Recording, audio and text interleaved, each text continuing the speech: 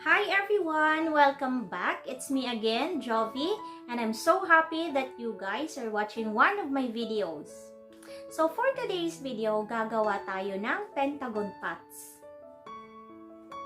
Okay, kagaya nito.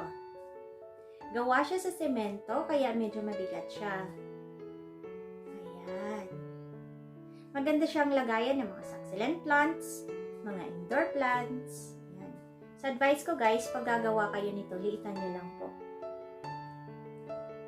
Ayan. Kaya, samahan nyo po ako at mag-subscribe na po kayo at i-ring nyo rin po yung bell para ma-notify kayo sa mga susunod ko pang videos. Okay? So bago tayo magsimula, mag-iiwan muna ako ng isang maiksing positive thought of the day. It is never too late to become who you want to be. I hope that you live a life that you're proud of. And if not, I hope that you find the strength to start over. Okay? So that's it for today and see you guys on my next video.